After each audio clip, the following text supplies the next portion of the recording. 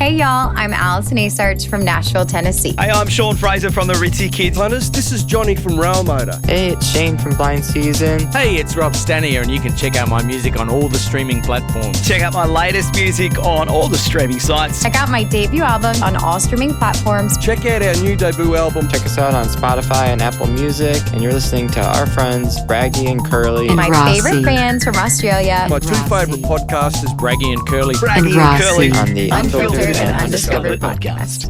And Rossi. Let's go, shall we? Hey there, everyone. Welcome to episode 162 of the Unfiltered and Undiscovered podcast. Tonight, we've got a bit of a relaxed session happening. We don't have a guest, and we've just got the two boys. We've got Rossi from Sydney and Braggy, of course, from Adelaide. How are you, boys? Yes, very good. Very good weekend. It's lovely to be with you, Tony Curl. Oh my God! It's fearless leader. Yeah, it's going to be one of those nights. We don't have a special guest tonight, so it's just the boys having a bit of a chat. There's been a couple of things that I've noted that I want to have a chat about. But before we do, of course, we've got to go straight away to Braggy. Did Norwood? How did they go? How did the Redlegs go? Freaking walk in the park, mate. It's a walk in the park. I was a bit worried at the start because it was a big breeze. It was windy in Adelaide on Sunday, and there was a breeze at the Adelaide Oval. And I reckon it was a 2 or 3 goal breeze. And we kicked into it in the first quarter, which is always the way to go. You choose to kick into the wind, same as rugby league, I guess. So you come home with the breeze. Yeah. And we were down for the first 10 minutes of the game, and then we just ran away with it once we got down breeze. So I think we ended up winning by about 8-9 goals. Yeah. Wow. Big win. And so we skip next week. We go straight to the granny, and Glenelg, who are the Tigers, and Centrals, who are the Doggies, who we beat on the weekend, go into the prelim. Is that the prelim? Is that what that's called? No. It'll be the preliminary final, wouldn't it? Yeah, that's the last one. And they face us in a week's time. So 2 weeks' time, I'll be going to the Adelaide Oval to watch, hopefully, another premiership. Yeah. I hate sides that have their area name as a palindrome. I hate them. Well, there's only Glenelg. That's right. Only one. I don't mind the Bays. They're all right. I was talking to one of the guys I work with today, and he's a big AFL fan. He was out watching the Swans play GWS in Sydney the other. And he's really a Hawks supporter. He lives up here, but because he lives in Western Sydney, he's a GWS guy. And he said he could see lots of pockets of orange and grey around the ground when he would first go and see the Swans play. It'd just be red and white. And we think the Swans fans are posers. They wear like scarves and wear flat caps, latte set, right? GWS, they're the working folk. We like them. Yeah, absolutely. Yeah. I was going for GWS. It was unfortunate that they led the whole game except for the last minute. Yeah, the Swannies won right at the end. But Braggy, just the Redlegs, is that a concern for you that they won so easily? What sort of mindset does that put them in for the grand final? Well, I mean, they had the week off going into that game, so that didn't seem to affect them. The best thing about the whole weekend, it's been 2 weekends of finals now, and the best thing was that in Sturt, my favourite team, missed out on being minor premiers because they were the same wins as us, same points as us, and it was a fraction of a percentage on goal and on here and away points, and so we were minor premiers, so we got that first week off. So they had to play. And they led for the first 3 quarters of that game, and then they didn't kick a goal in the last quarter. And so they lost it, so they had to play again last week. Same thing. They led for 3 quarters and then couldn't score a point in the last quarter. So they out in straight sets. Hey, it sounds like Cronulla Sharks. Now, I don't know. Forgive me for not knowing the nuances of the SA and the South Australian Football League. Is there a top 5? You've taken your cable out, mate. Yeah. Have I? Am I still It's No, back in now. no, you're You're there. back now. Yeah. Oh, So it's the yeah. top 5. Yeah, it's top 5. Yeah. Yeah. So it's 2 versus 3, 4 versus 5. The Yes. lowest one's out. Then it's the winner of that plays the loser plays number 1, and then Yeah. that goes through the grand final. Okay, like the old rugby league top Like 5. the old Okay. rugby league used to be. The best final series is always the top 5, isn't it? I So, think You reckon? so because like it's almost every child wins a prize with that top 8 in rugby league. Yeah, but The, I kind of like it when the 8th place fucking makes a run at it. I do like that too.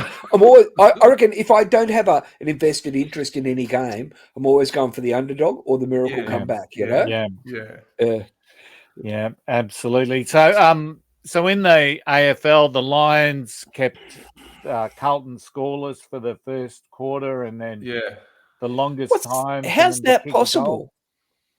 I saw a Swans game this year where they like tanked in the first quarter, and like going, what's going on there? Yeah, don't know. Yeah, it's just you get the momentum. It's really a game of momentum. It's like basketball almost. Yeah, AFL on a giant field. You get a little bit of momentum, but you can get it back. But yeah, it's hard work. But yeah. So the Lions played GWS this week, so that in Sydney. So that'll be a good game. We so want an all Sydney but grand final. Can you imagine them? Can you imagine the heartbreak and the It'd gnashing be of awesome. tears? I'd love that. But they're playing at the small ground, aren't they, in Sydney? Yeah. So that'll give them an advantage because they know the ground, right? Yeah. But there won't be AFL's taking it on the chin because they won't be able to get. They'll only get 25 or 30,000, however much it holds. Yeah.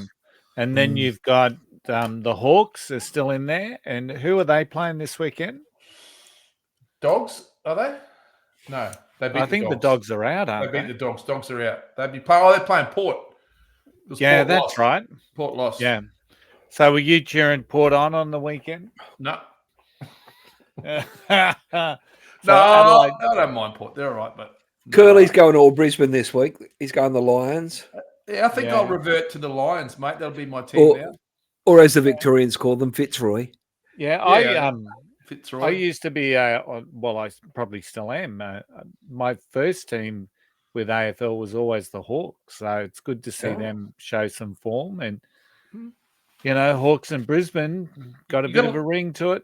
You got a lot of team with Brown, like Penrith. Yeah.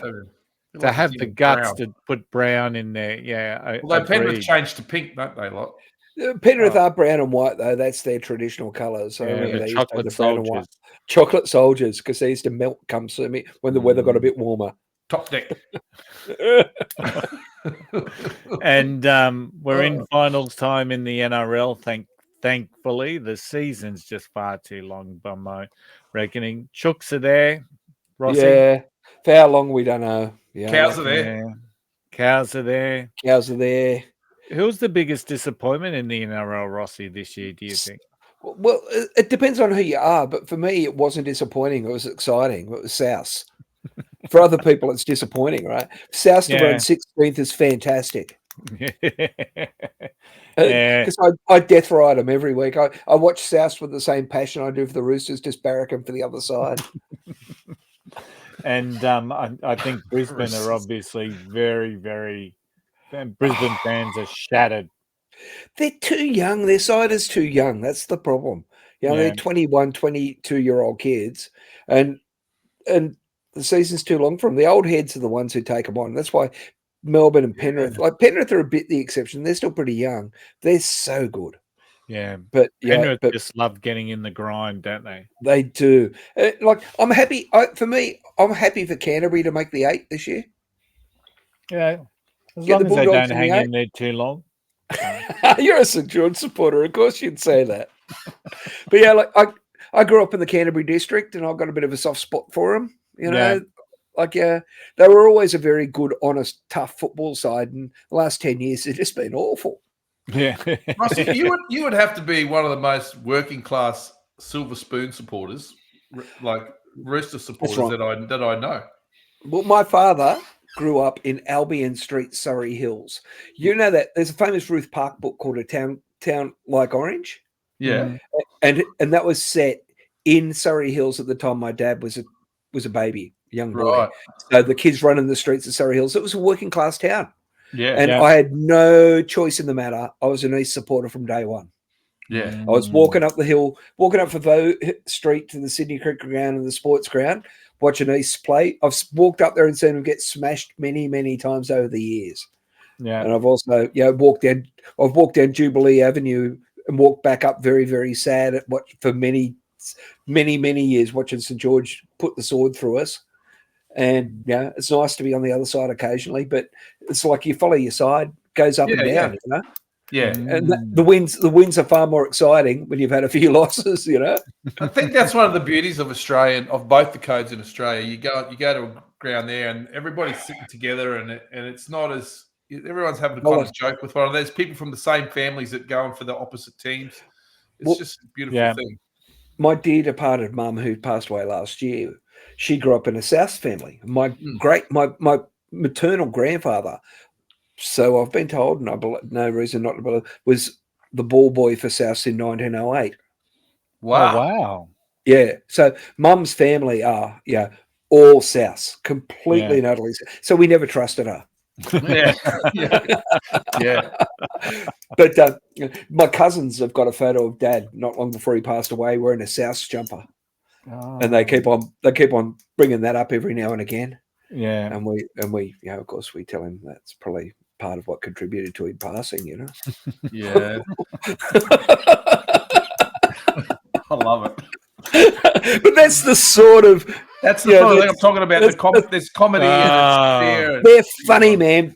Football supporters are funny. Like that guy who was the Phantom Siren out at Cogra. St George would be in front with 2 minutes to go and he'd be blowing it up, and you'd see he'd fool him a lot. You heard about the Phantom Siren, Braggy? No. There's a guy who would he does the siren. Oh, he does the siren. It's a George supporter, and if they're in front with 2 minutes to go, by 2 points, he'd be blowing the siren early, and the referee, everyone would be like, "Oh, what's going? It's over, Like he was very funny, very very funny. The first time he did it, Braggy, there was all this confusion, because the TV people, wasn't that the siren? But now it's almost if he shows up and does it, they just go, "Oh, there's the Phantom Siren." But he was great. Like it was really. But I remember, I'd sit on the hill at Cogra Oval with my mates when I was growing up, because all my mates, and there was this one old Greek bloke who'd be walking around with a box of. He had a sock over his hand because he had some form of disability, and he'd just have a bag of a box, and he'd be going. Peanuts in the shell, peanuts, sugar-coated peanuts, 20 cents, peanuts. He'd be walking around, and that was like rugby league in those days, Like guys would be selling peanuts, and I think it contributes to my love of a meat pie, Absolutely. Yeah, all that football, the footy. Even in my day, when Ruby was little and going to Norwood Primary, and I'd take her to the footy game, and all she wanted to do was sing the song. And in those early days, when I was supporting, we didn't win anything for ages. But there was cheer girls, and she was just adored the cheer girls. She just wanted to be near them. She'd copy what they do. They'd give her little things. There's no more. I understand why it's no more, but it was a good little thing.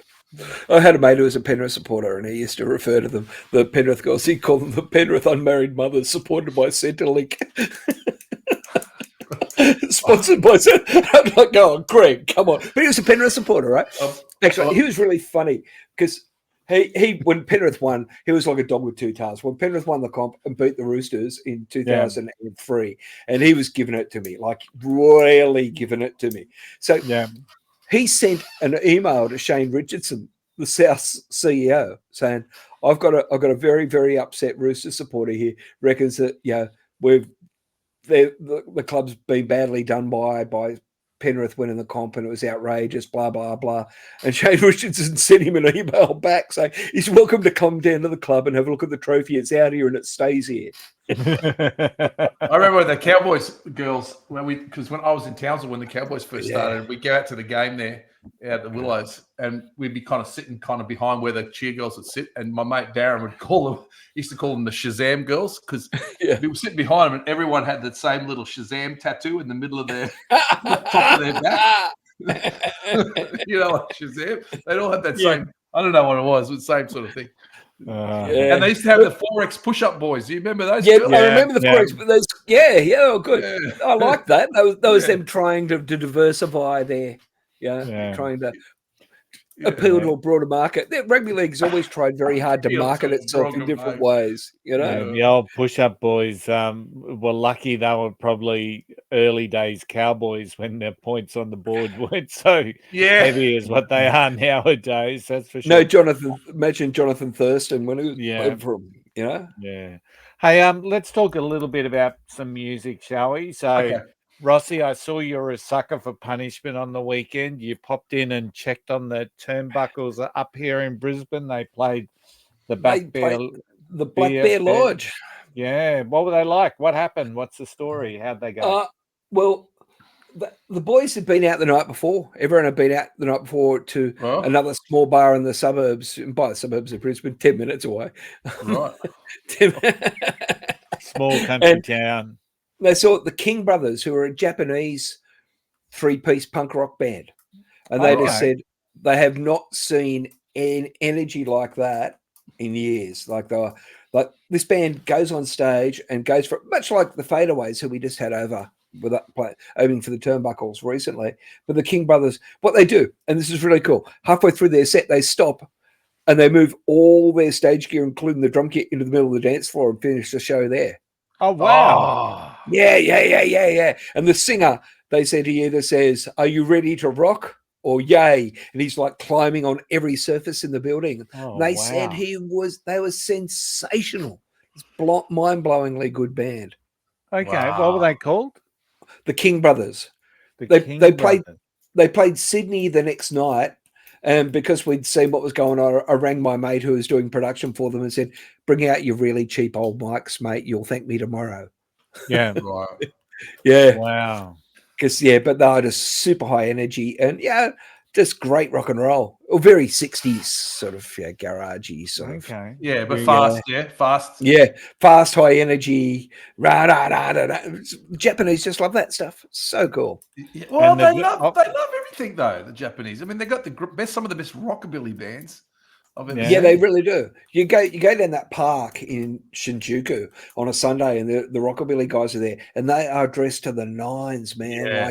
Like, leather suits, pompadour hair, and like they just look like Proper if breakfast. you were going to say, "Hey, AI, make me a rockabilly looking guy," they would do this. They'd do that. That's perfect, right?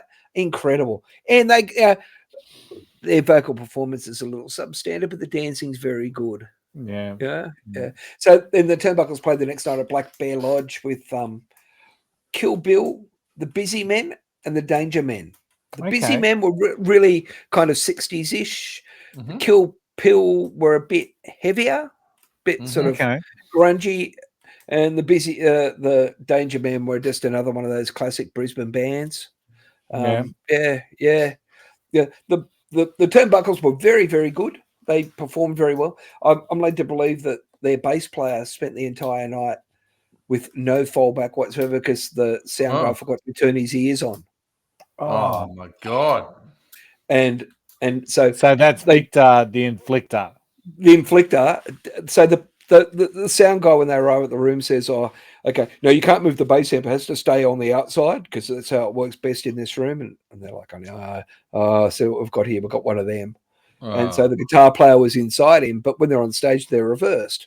So he goes, "They got in ears. I'll be fine. No problem at all. I'll be able to hear myself." But unfortunately, the guy didn't turn them on. So there was no vocal fallback for the whole show and no bass guitar fallback. So then the guy started, against the brief of the band, started flashing all the lights, bright colors, and making them move. So not only were they deaf, but they were blind, couldn't hear a thing, couldn't say a thing. And Jesus, Wow. lucky the inflictor's a kind of a nice guy from what I've heard. he lost his temper. Oh, He was did going- It's horrendous. he lost his temper. But the other guys in the band said, "Don't hit him. We won't get paid." So Rossi, I heard I saw a couple of the videos from the night, and the turnbuckles were tight. They were good. Yeah, Tight as the turnbuckle. lucky. Yeah. I think what's most upsetting is that people are paying to come and see it. You want to do the best you can for them. Mm. And if someone who's in your employ doesn't do the right thing, but he's employed by the venue, the sound guy. Yeah. But if someone doesn't do the right thing, can ruin it for those people who've paid to come. Doesn't matter about the band; they don't care. They care, but they care for that reason. The people who come to see your show are the ones who are the most important. Yeah, but you've got to give the band the best chance they can to give those people the best show. Yeah. I saw the Inflictor go over to Count Forza and say, "I'm going to kill that effing C. I'm going to effing kill him." And he's Russian, so he's Russian. He is Russian. That's right. When he says kill, he obviously means kill. Well, technically, he's Ukrainian. Apparently, I found out because I heard an interview he did with Judy Jetson on Subterranean or on Sunday afternoon. Right? Actually, I've got some other later on the quiz. I've got some other information about the Inflictor that might interest you. But what I did find out about the Inflictor is that he was the former Ukrainian potato weight champion. Potato weight. As in sack of potato weight?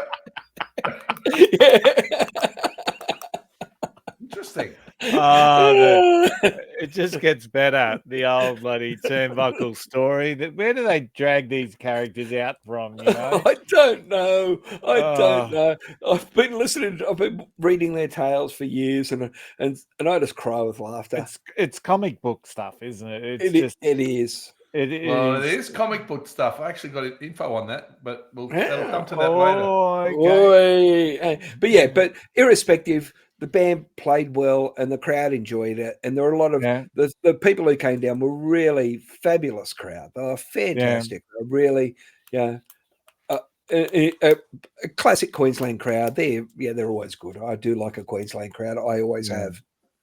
Yeah, disappointed I chose running over the turnbuckles, Rossi, but I'm glad I did. It was a tough day out there on the bridge to Brisbane on Sunday. We're out having coffee the next morning down in Fortitude Valley, and they're all coming in. Yeah, she was a hot day. All these very slim people with their numbers on. Yeah, some with medals. Then there was a lot of us older, fatter people coming through. One later, we did go. Yeah, did you stay around for afternoon tea? You might have seen Curly. That's just mean. I don't reckon. I like. Someone said it's 42 kilometers for a marathon, isn't it? Yeah, I've run that 42 for a marathon. Yeah, I've run that this decade. I've run 10K when I was really young and fit, and that was enough. I can't imagine what 42 is. No, I can't fathom it. Well, it's very impressive. It's very impressive. You're doing the New York Marathon now? Next? Yeah, I got Sydney on Sunday. Yeah, Sydney on Sunday. Where am I? I'm doing a show Sunday. Otherwise, I would have been there at the finish line taunting you. Yeah, finish line I'm looking forward to. It's coming down to the Opera House, and they run past all the stadiums this year. So of course. So it's going to be pretty good cool. look. Yeah, it'll be cool.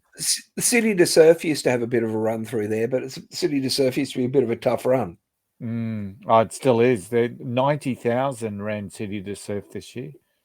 That's almost what half the population of Townsville. So, hey, I'm going to play some music. We are a music podcast, and this is our good friend from ex Voodoo Lust days, right?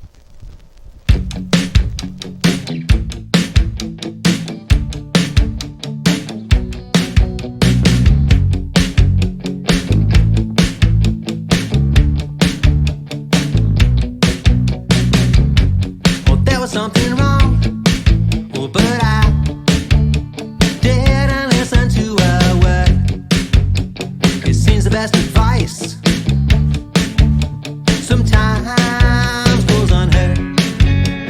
My dear fears, they've gone and let me down. The point of no return, I'll never learn.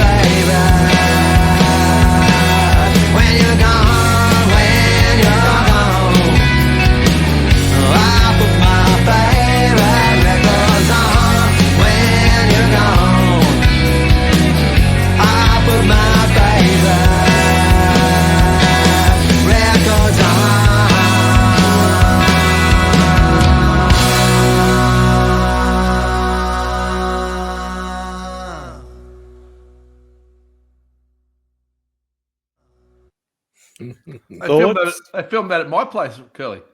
I wasn't happy with the vinyl abuse that was going on. I didn't like how they were handling those records. Yeah. I wasn't happy about it. It's a true statement. That wasn't. I'd do that. I put my favourite stuff on that Yvette doesn't like when she's not here. Yeah. Yeah, if she's out and I'm at home alone, I'll do that. So good tune there, Braggy. Is that the Yeah, it first goes time you all right. heard it? That's the first time I heard it. It goes all right. It's a little standard little Aussie old school ditty, isn't it? Yeah, it's got a bit of a build up there into the chorus where it sort of picks up some tempo. Good finish there on the suspended, I think it was called. Yeah. Gary's a great lover of Elvis Costello. And Oh, that it's would very be a Elvis nod to that, I Costello. reckon. Yeah, That yeah. end, yeah, absolutely. Because you didn't see it coming, right? And that's what I love about that stuff. Yeah, good ending. It was very measured. It's a really sort of like Dr. Bombay could be a little bit frenetic at times. It's very, very smooth and measured. I like it. And I know that Very 80s. Tony Harper's back in working with Gary with that band, and there's Stu Stewart, and there's another bass player, I don't know, but Chris Dixon, the drummer, I know pretty well as well, who is a Tribesman alumni as well at one stage. Wow. Chris Dixon. So But, there's some big names there. Yeah, they're nice fellas. I really like all that band. I just like them all as blokes. But I love Gary's songwriting, and I love the fact that Gary and Tony are playing together again because they've just been together forever. Yeah, I can listen to that again. Yeah, it's good. Good little tune. I'll put it Which on later. brings me to my next question, because Gary raised some concerns on Facebook during the week, Rossi. Do you want to talk us through what the story was with that? Okay, well, they put their video of that song on their personal social media platforms, and it got knocked off by a copyright claim. Okay. Now, I was talking to their other guitar player, Stu. He's worked in record labels as well, and we were discussing what it was that was knocking it off. And one of the things you do when you release a video is you embed your ISRC codes in it. You do that with your music as well. You put ISRC codes. Do you know about that, Braggy? No. Okay. Well, you do. You embed this. You apply to APRA for an ISRC code, and it's like identifier 24 meaning what year it's released, and then 0 to 1000 you put, and you create serial. So everything you release, be it a song or a video or anything like that. So it's like the little codes on the vinyl that used to be on the vinyl. Yeah. But this then, if you embed it into the file, when it's played anywhere, the rights agency who you've assigned your distribution rights to can collect money on your behalf. Right. So like if someone knocks off that song and plays it on YouTube, you get a copyright. You get a copyright strike, right? Yeah, And that's how they do it, copyright strikes, because they've got a genome looking for particular songs and blah blah blah. If there's a code, you haven't got rights, and so we're trying to understand why that was knocked off. They were doing all the right things and putting the codes in, but what it can be, and we're not sure if it's right, is the distribution service you use. There's like CD Baby, and I use one called GyroStream, which is from Brisbane, and they're fantastic because if you've got a problem, you can reach them in our time zone. Fantastic. And they're a startup, and they're an Australian company, and I know someone who set it up, and they do great, and they're really good value. I highly recommend everyone use GyroStream, but it's really hard to reach these American conglomerates. So I suspect that maybe, and I could be wrong, that whoever, like I think that CD Baby or one of those has got the rights and knocked it off because you assigned, because Pocket Watch have released videos and we've got a copyright strike against it, and we know it's ours. And then when I look into the shelf company behind who's made the claim, I found it's gone back to the streaming service. Like once you follow the trail through, that's what's right. So that's the complexity of digital releases. They're trying to find ways to track it so you can get a revenue stream. But any sort of filters in technology do two things. They filter in good things, but they also filter out bad things, right? And they're not infallible, right? And that's what's happened this time. I think it's a bit shit because they're trying to put a record out and capitalize on releasing it and get a little bit of heat on it early, and things like that kill it. And Yeah, I bet you they don't do that to Beyonce. You know? No. So that's the little guys who get hurt by that sort of thing. But they're good guys. They're not playing to make $1 million. They're playing because they just love doing music, you know? Yeah. I completely understand. That's a good little song. Yeah, it is. Pick Curly. But that's I like the build up. I like that it's measured. It's not just that frenetic, fast paced thing. Yeah. But it's interesting when you go through the Unfiltered, Undiscovered YouTube channel, just about every song of ours have got some level of copyright. I won't call it a strike. None of them are strikes because if ever we were to get a strike, I'd just remove the song, right? So, but we get a lot now where it's a noted copyright, but it's noted that the artist allows it to be used. Right. So if you ever, one day I'll show you the back end of our YouTube channel, and you see copyright. I've seen that. I've seen that too. Yeah. And look, I'm happy for people to get money for stuff, their work. If it's 100%. monetized in any way, I'm happy for people to get the money they're entitled to. John Pryor, who's a bit of a music activist down in Sydney, and he runs a rather large independent music Facebook group. He was the drummer in a band called Matt Finish. Oh, yeah. Love that band. John Pryor. And his assessment, and like, take it with a grain of salt, is that a radio play should earn you $6.70. Right. Wow.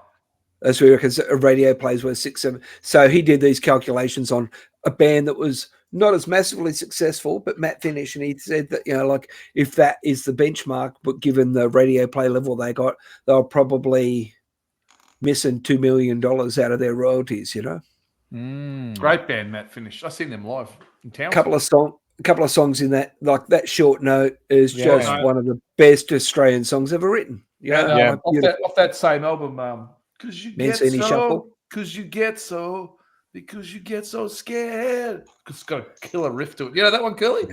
No. Matt Moffat. It's Matt Moffat, isn't it? Yeah. I know Short Note, so that is a great song. So beautiful song, beautiful. Yeah. We've got a lot of Aussie classics. So, speaking of classics, Braggy's trivia continues to pick up momentum. As long as no one's bloody stealing my bloody trivia and making money from it.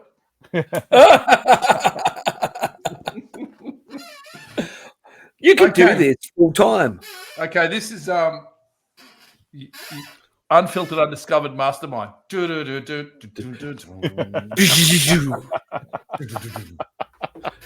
Welcome to Unfiltered and Undiscovered Mastermind. The two contestants tonight is Curly from Brisbane, a mild-mannered business coach during the day, marathon runner in the weekends, and Rossi, the greatest roadie in Australian history. Yeah, Australia's answer to Del Preston. Your special subject tonight, boys, is Australian garage rock.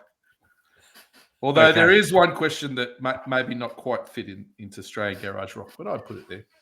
Okay. Are you ready? Yes, as ready as I'm going to be. Face a New God was the first single by which band? Face a New God was the first single by which band? This lineup for this band was the first lineup.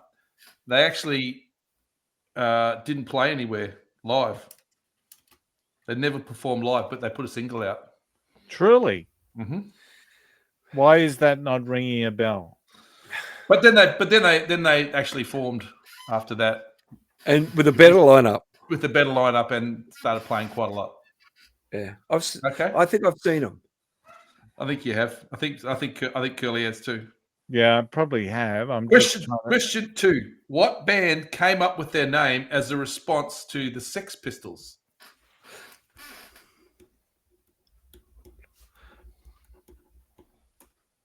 In response to the Sex Pistols. Yeah, it's the Sex Pistol name. They based their name off that name. Yeah.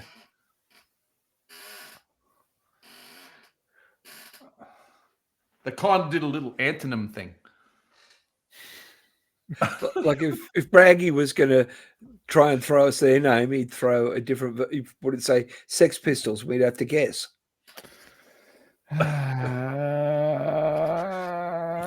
Okay.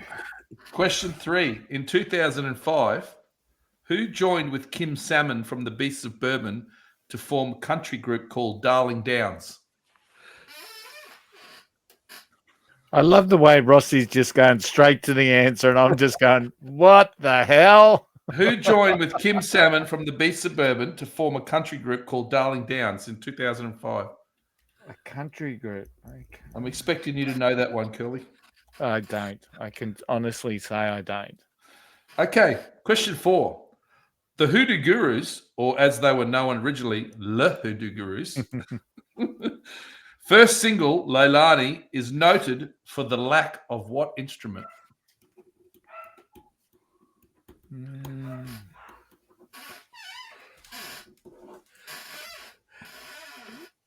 I never fucking Appropriate vocals.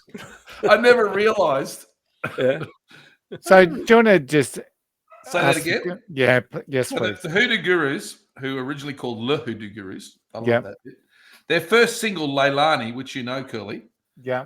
it's particularly noted that there's an instrument missing that would normally be in a rock band, but it's not on that single. Remind me later, but there is a tie between question 4 and question 3. There is a time between There is a tie. a tie between the two of them that I can point out to you. I think there's a tie between all these because all I do I think is you're go, right. go to Wikipedia and then click and go to somewhere else on Wikipedia. Okay. Question 5. What was the first video shown on ABC's music series Rage? What was the first video shown on Rage? Rossi's going to get 10 out of 10. He's not actually. He is. He's not. I know for a fact he's not. Rage, the first video on Rage. Yeah. Just remember your special subject, Curly. You know, there is. I'm a not tie going out of between your that. wheelhouse. All these answers are. You're just going to go. Ah. There's a tie between that and Yeah. the stems. Yeah. I nearly put a stems question in this because that was what I was following along the chain. Okay, in August 2021, who took over as lead singer of the Hard-Ons? In August 2021, who took over as lead singer of the Hard-Ons? Right. That is Still on the can't tip of believe my tongue. And I still can't cannot- believe that. It's ridiculous. When I saw that, I went, "That's got to be a question." Do you know the Hard-Ons are the second best band to come out of Punch Bowl? Okay, number 7. You ready? Formed in Western Sydney in 1978, which classic Aussie pub rock band supported the Police on the Australian leg of their first world tour in 1980?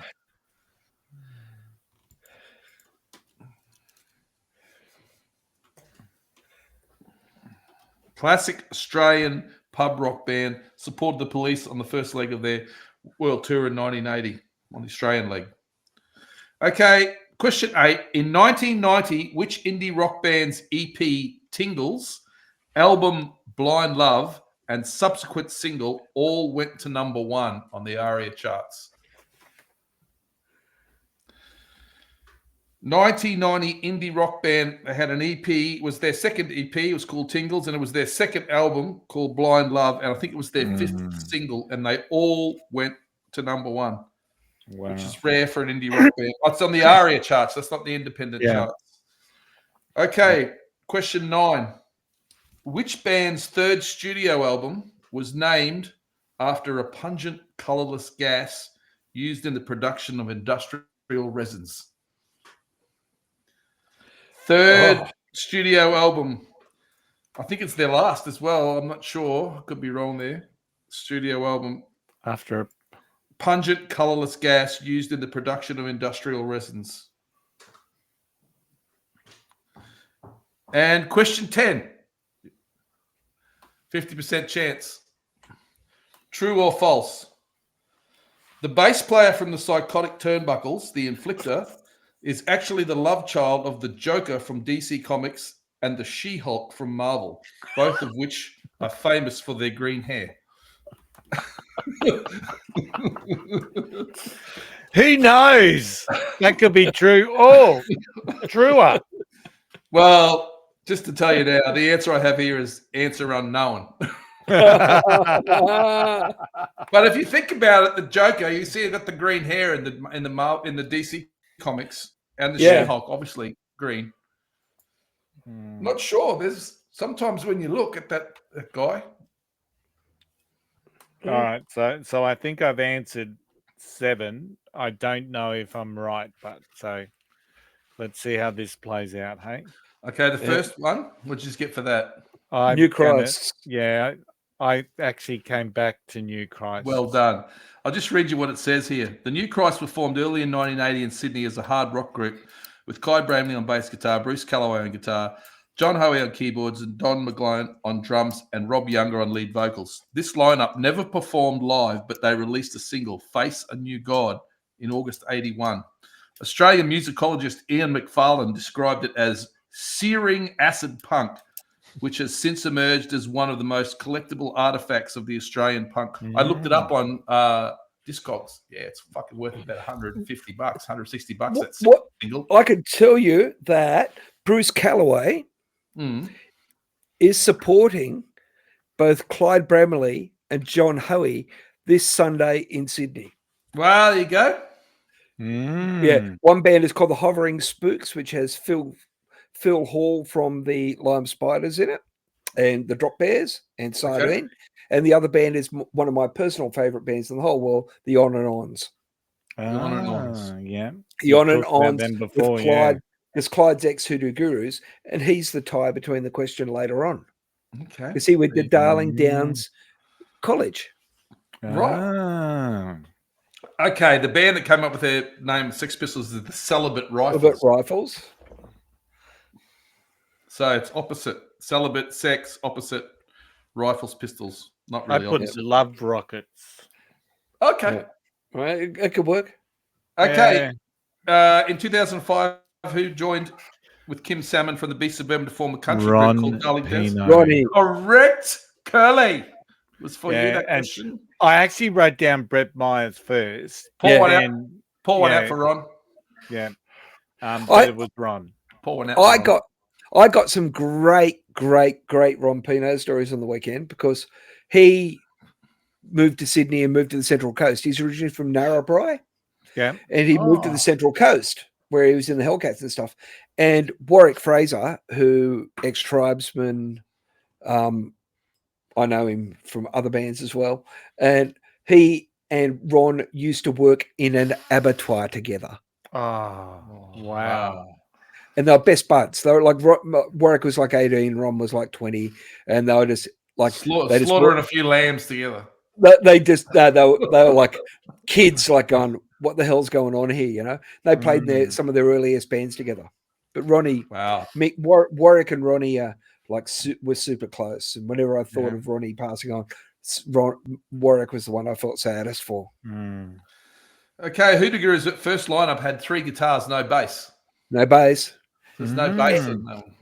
And Clyde Bramley joined as the bass player. There you go. However, when you listen to the song, you would swear there's a bass in it. Yeah, you don't realise lots of that. guitars. Yeah, so yeah.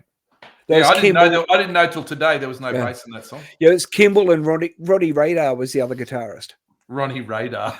Roddy Radar, Yeah. who's known as the midwife of Australian rock and roll because he's there at the birth. That was back in James Baker days, wasn't it? Yeah. It was Kimball, Roddy, Dave, and I don't know if Brad had joined yet. Brad might have still been in the Hitmen. No, Brad might have joined by then. Yeah. Did I see during the week that Mark Callahan and Dave Faulkner have joined forces in a enterprise? I didn't see that. Wouldn't surprise me because they're both got that sort of that surf sort of vibe about them. I like Mark Callahan actually. I used to love the Riptides. I love the Riptides. They're a great band. great Yep. Queensland band. I'm just going to look that up, Braggy. So just bear with me. Can I give you some answers, Braggy? Yeah, okay. So first clip on Rage. Weirdo Libido, Correct. Alarm Spiders, Yeah. Who's the new lead singer of the Hard-Ons? Tim Rogers. Correct. That's weird. Yeah, it is. And I didn't, the name slipped me, but I knew it was You knew weird. that, Yeah. Next one might have got thrown. I had Radiators, Correct. but they're not really from the Western Sydney. That's what threw me. It says they were formed in Western They Sydney. were. in That's true. Wikipedia. That's true. In the room I work in for my day gig, I saw them as their band, their pre-band, which was, and I get it confused. It was Big Swifty, I think they were called, Can't and remember. what I and they were read. just like a meat and potatoes pub rock band. Yeah. And they came back about 8 weeks later as the Radiators. Good. It was when the fucking punk band, thing, when the punk thing hit in 78, I was like 16. I remember it. And all these bands would go away and there would be something and they'd come back 6 weeks later as something else altogether. They just, Every- the whole world changed. When I was first starting out, like early 80s, every cover band in Townsville played radio song, played Festus song, or played something from that album. Or the other song that we won't mention. Yeah. Yeah. Give me head. Yeah, we all Yeah. played Give Me Head. Yeah. But Radiators, that surprised me. They got the gig for the Police, but they had a bit of major label support. Next Well, one. they kind of if you think about Police's first album, it's kind of Yeah. it's not It like- is a bit. I actually wrote the Radiators down because the only thing was pub band. Yeah. And I thought, surely it's not. And I'm surprised it is. The Rads were one of the hardest working bands in the country. yeah. Like, they were great. Like, look, I liked them. Their keyboard player was a rep for Roland, I think. For a Yeah, while. his son is what's his name? Callahan, who's got himself, but Kieran Callahan, who's a bit of a star nowadays. But he's the keyboard player. Yeah, look, a lot of my mates would turn up their nose at the Radiators, but I respect guys who work that hard for that long, mate. You know? And they're still going. They are still going. But it's only Jeff and Brian nowadays, and they're all different blokes. They've got Martin Cilio, ex Metal as Anything, who is in the Atlantics playing guitar. It goes back. And I can't remember who the drummer is. I know he is, but he's a really good drummer. But just Radio's always had trouble with drummers. Okay, EP Tingles. Rat Cat. Yeah, don't go now. Yes. Well done, Kelly. There's not too many EPs out there called Tingles. So No. And third studio album after the Colorless Gas, Pungent Colorless Gas. It's Formaldehyde by the Screaming Tribesmen. Screaming Tribesmen. And we still don't know about the. If you're speaking to the Unknown. inflictor, I'll ask him. Ask him. That's my theory. I just came up with it today. Yeah. But he is from the Eastern Bloc. Yeah. So, but you guys were. It could have been like Moses and just been dropped into a nuclear river and just I sailed know he's over from there. the Eastern Bloc, but all villains are from the Eastern Bloc. They are, aren't they? Yeah. And after hearing about him on the weekend, I feel like he's got a bit of villain in him, even though he's defending the rights of the righteous. It was temperamental. He's temperamental. And it's like, mate, calm down. He's a flawed hero. That's right. That's right. so the good news is, guys, I got 6, right? That is without a doubt the best. Well, did you get all 10? We couldn't get the last one. Well, I think I'd written "Prove It." I'll work on it. I'm a nose to the ground reporter. I'm going to work on that theory. I'll see what I can come up with. Yeah, I know that was a good fun. I believe that was deliberately targeted to get Curly off his game, but he's still 6 is good. 6 is good. Finally, Well done, finally Curly. got some points. Hey, So Clyde from the New Cross went to Darling Downs and then ended up being the bass player that the Two Gurus didn't have. So it's all intrinsically linked, isn't it? All I did today was I typed in Australian garage rock, and then I just Yeah. went to Wikipedia and just kept reading. Oh, there's a question, and then how some things are highlighted. Okay, that's another one. I'll go there. Found another one. And then I Essentially, thought, hang on, they're going to get this because it's all linked. essentially, this looks like my phone book.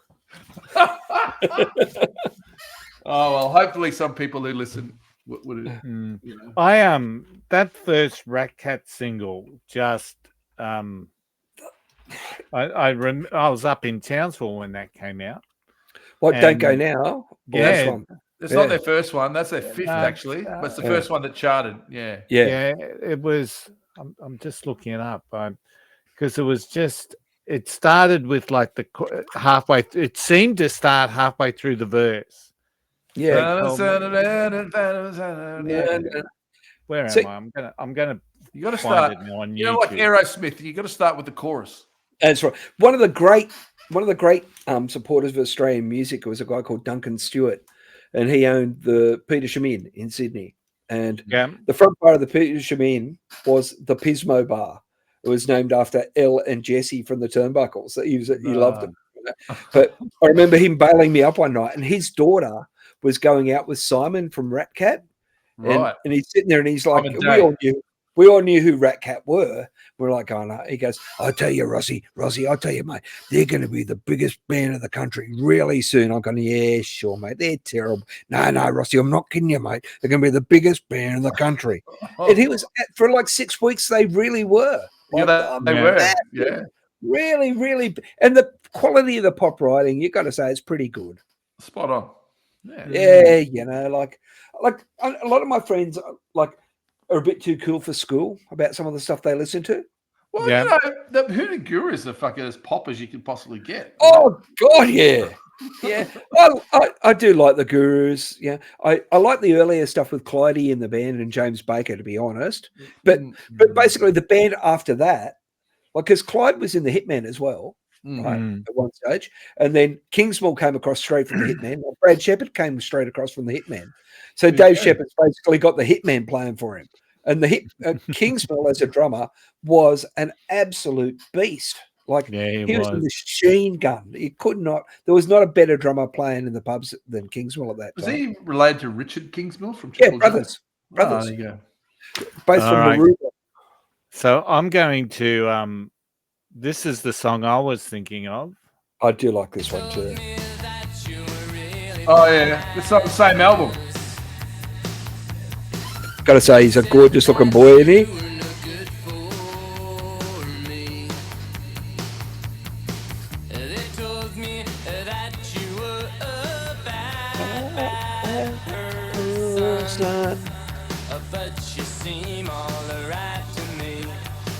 Yeah, he had the heartthrob thing going as well.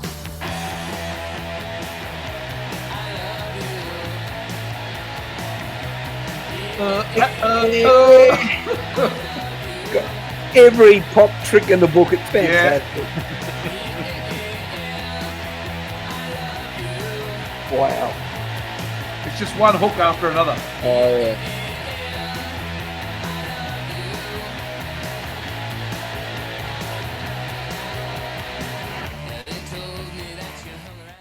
Yeah, What that's a- it. And you know, it starts out to me when I first heard it. I love that chorus. You know, that whole build up into it. But then they told me that you're really bad. It seemed like it started halfway through a verse. did. Yeah. Yeah, Just go yeah. straight into it. Yeah, it's good. Yeah. That. It's so good, so good. Like Yeah. he like if you couldn't make that into a big band, you're not trying, right?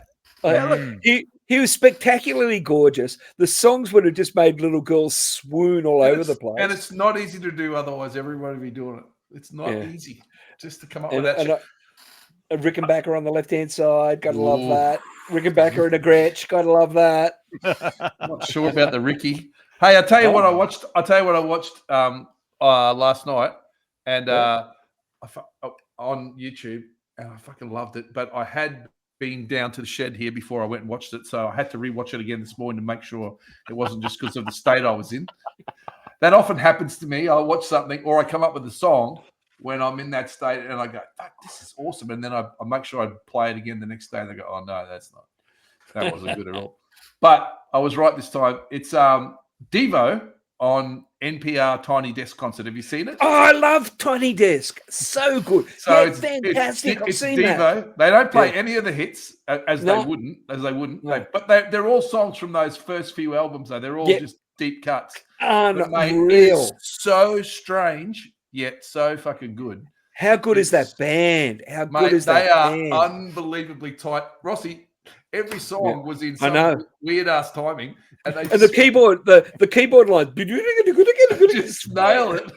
They just nail it, and they're But I just mean, they're a what do you call it? They're like a deep concept band. I think. is yeah, what yeah. They call It was themselves. deconstructionists. Yeah. Devolution. I think it was. Yeah. There was but that NPR, National Public Radio, small desk series has got like so many fantastic deep cuts. And the one I've been watching all the time, Nile Rodgers' band. Oh, that's Sheep, awesome! Yeah, on That's there, awesome. and like he's got 2 keyboard players, a sax player, a horn player, 2 girls, and a drummer and a bass player, and Yeah. he's just playing all the Nile Rodgers hits. And you're just like Yeah. going, oh, when I was working at Fender, they Yeah. had a Nile Rodgers signature guitar, and I got to play it a few times because a few would come my way.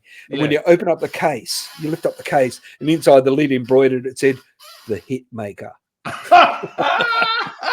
But I love the way he just likes. Oh yeah, well then when I was talking to David, he's talking about Bowie. David reckons and I come up with this, and that's what made I wrote this. and then he- I wrote this song for Diana Ross. Yeah, then it was with Diana. Yeah, but they're all so good. But you check out. It's a tip, listeners, and you guys check out Devo. That's just so. That is brilliant. You are That's so funny. absolutely right. And apparently NPR have this closet that it's got a lot of props in it. Everything Yeah. from big overcoats to rubber chickens to everything.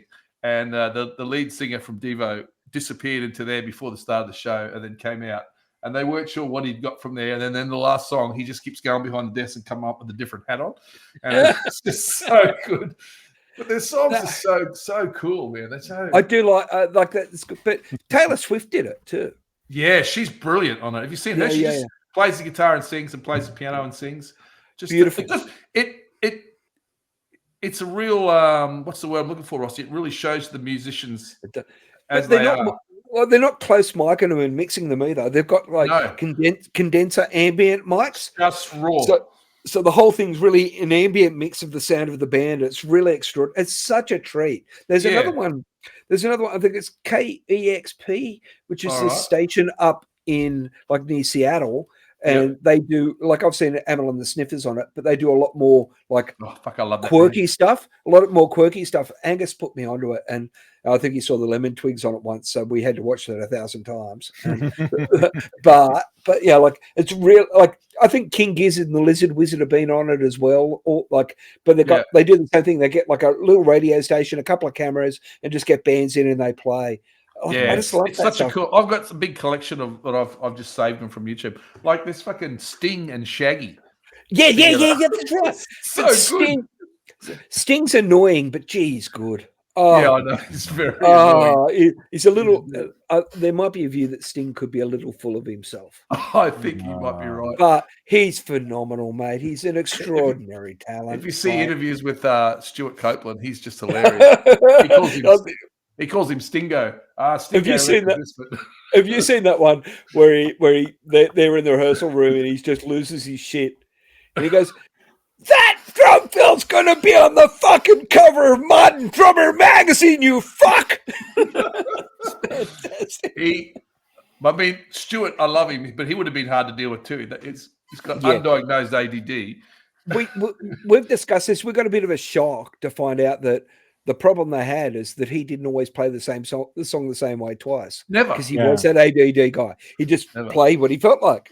And at that next level, the next level of performers and the next level and the next level up, he Yeah. didn't. Sting goes, "Fuck that. I'm putting up with that shit. I'm getting guys who will do as I say." Yeah, but I just saw an interview the other day with Josh Freese, who's the new drummer for the Fooey's. And he played with Sting. And he was talking about when they went first rehearsal, because Sting was doing still some of the Police ones. He was doing all his solo stuff. But he was doing Message in a Bottle. And when it gets to that... there's that fill where it hits the tom and goes... Yeah. And he's playing that, and Sting goes, can you not play the tom thing? And Josh Freese is like, what? I've been playing that my whole life in the car. The iconic bit. Yeah. Every drummer in the world, when they play that air Does drum, that. that song, they hit that. I got to play it, Sting. Can't not. But Sting- Things like, but yeah. all right. The hostility between those guys is real, I think. Yeah.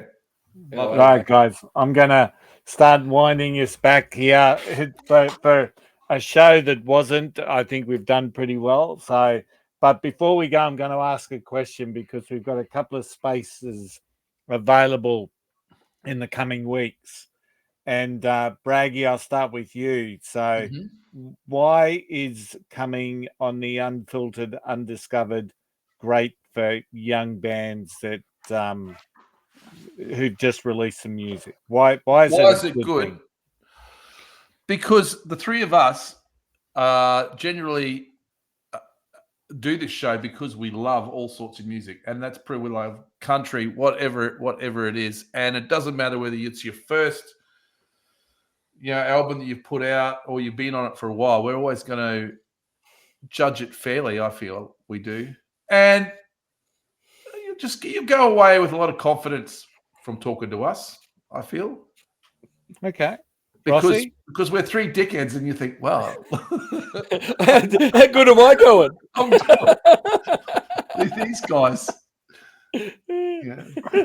I don't know. You put me on the spot, Curly. I would have had to think about that a bit more. I remember being at a club with Angus, and I took him down to where the cabaret band was playing. I said, "Come down here, Gus. Come down and have a look at this." And he goes, "Yeah." And I said, "If you don't rehearse, this is where you'll end up."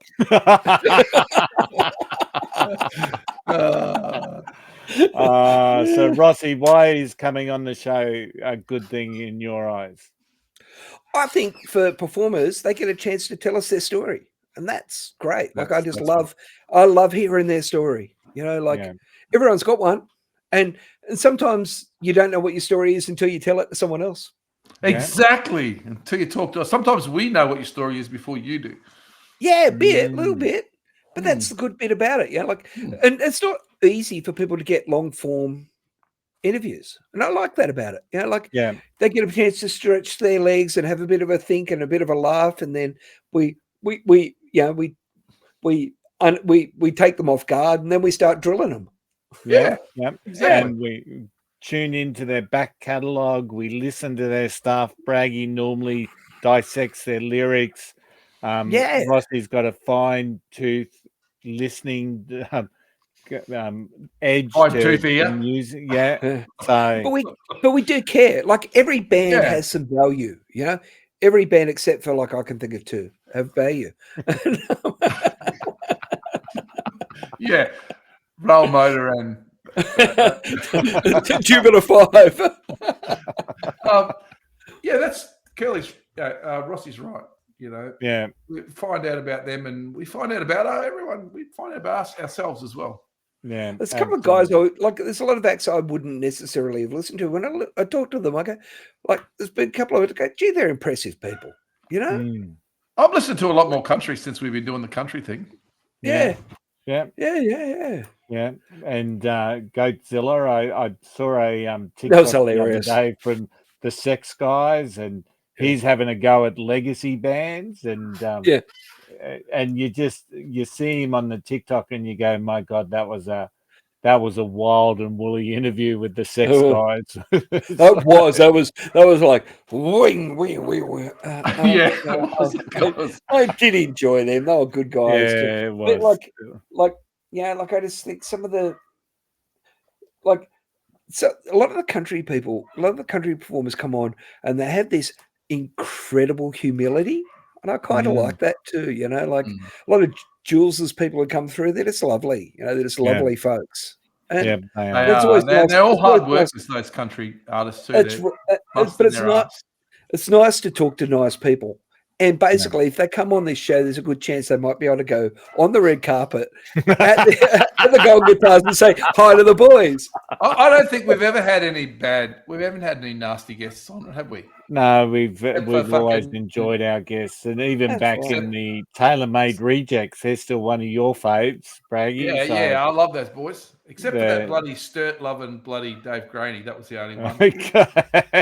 I love you, Dave. If you'd never listen to this again, you didn't know what you had no idea what you were getting into, but He's love that. he's a stoic character, isn't he? Oh, he's a Dave's just a legend. legend, mate. It's He just, is. he does his own thing, and no one doesn't give a fuck. Can I say, since I've been on the podcast, I've listened to a lot more Chinese opera. Well, get him on. Get him on. We're happy to talk to him. Absolutely. All right, imagine. I'm All going right. to close it down, guys. So thank you so much. It's just been great having a chat tonight. So for everyone else, I hope you've enjoyed it. Get on to Dr. Bombay, new single. And if you're in Brisbane, I think the single launches in October sometime. I'll try and put the details in the show notes. We're on YouTube, TikTok, Facebook, you name it. We've got a website, Unfiltered, Undiscovered. I think this has been pretty much all green room banter tonight, so there may not be an Easter egg at the end, but all I want to say is how good was Dogs in Space. See you next time. Music matters, guys. Music Music matters. That's all right. They told me that you were really bad news. They said that you were no good for me. They told me that you were a bad, bad person. But you seem all